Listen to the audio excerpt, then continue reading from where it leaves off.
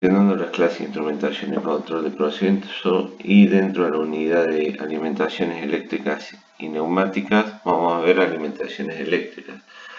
A continuación en la figura pueden visualizar un tablero general eléctrico que alimenta los distintos sistemas que controlarán seguramente los lazos dentro de nuestras instalaciones.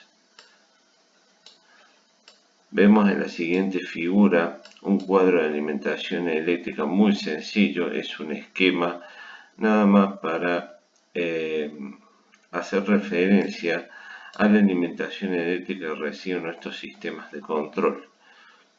En general, las alimentaciones son de 230 a 220 volts, corriente alterna, se convierten a 24 volts, corriente continua. Estamos hablando siempre en tensiones de ese orden para lo que es lazos de control. ¿Por qué tenemos el sistema duplicado en este caso? Justamente para que en el caso de alguna avería del sistema podamos continuar suministrando energía a los elementos finales de control, los lazos de control. Acá podemos ver un sistema, otro esquema de un sistema de control distribuido, donde podemos llegar a observar por un lado lo que sería el edificio del control, el cable multipar con n pares de cables, la caja de campo, el par individual, un transmisor y un convertidor. El cableado en general sale del sistema de control, pasa a una bornera, seguramente el edificio de control.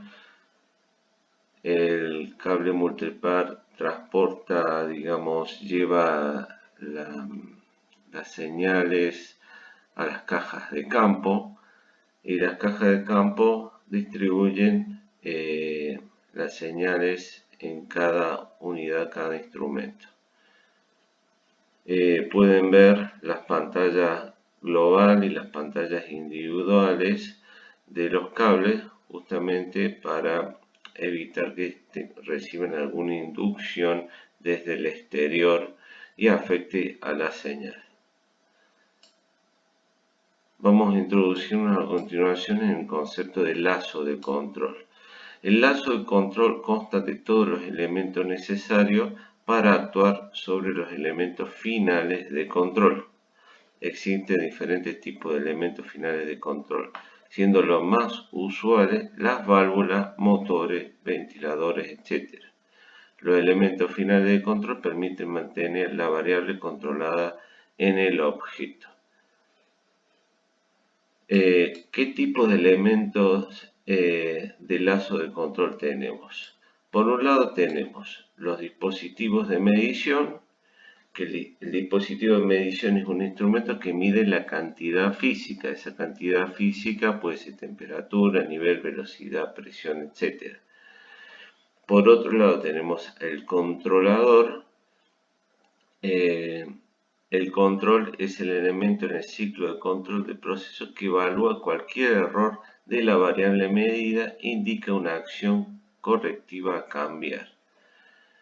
A partir de la señal que obtenemos del dispositivo de medición, el controlador actuará e enviará una señal al elemento final de control. El elemento final de control es aquel dispositivo que realiza una acción en una de las variables de entrada en el proceso de acuerdo a la señal recibida del controlador. Es un concepto sencillo, digamos. A partir de un dispositivo de medición recibimos una señal, el controlador decide cómo actuar e envía una señal al elemento final de control. El elemento final de control son las válvulas, los motores, ventiladores, etc. Vamos a ver a continuación otro esquema muy sencillo de un lazo de control, donde acá vamos a ver dos sistemas finales de control. Por un lado tenemos, un sistema final de control. Por un lado tenemos una válvula neumática. Por otro lado tenemos una placa orificio que nos permite tomar señales del caudal del fluido que circula por una cañería. El caudal es registrado y a través de un transmisor enviamos la señal a un indicador. El indicador ingresa la señal al controlador a través del circuito de entrada. Los circuitos de control y salida van a determinar cómo deberá actuar esta válvula, enviando algún tipo de señal de apertura o cierre. Esta señal, que es eléctrica, 4 a 20 mA, ingresará en un convertidor. Este convertidor convierte la señal eléctrica en señal neumática, pasa de 4 a 20 mA a 3 a 15 psi. Esa señal neumática es enviada a la válvula que abre o cierra el circuito para el transporte de algún tipo de fluido. Acá pueden ver aire en instrumento, es decir, esta cañería de aire de 20 psi viene de los sistemas neumáticos. Por otro lado, pueden visualizar la fuente de alimentación que ingresa de 230 volts. Corriente alterna es convertida en 24 volts corriente continua. A continuación en la figura van a ver un esquema idéntico al anterior, donde por un lado tenemos la válvula de control de fluido, tenemos el convertidor de señal eléctrica a neumática, tenemos el sistema de control e indicador de caudal. Acá tenemos la placa orificio, el caudalímetro, que nos toma la señal de caudal que circula en la cañería.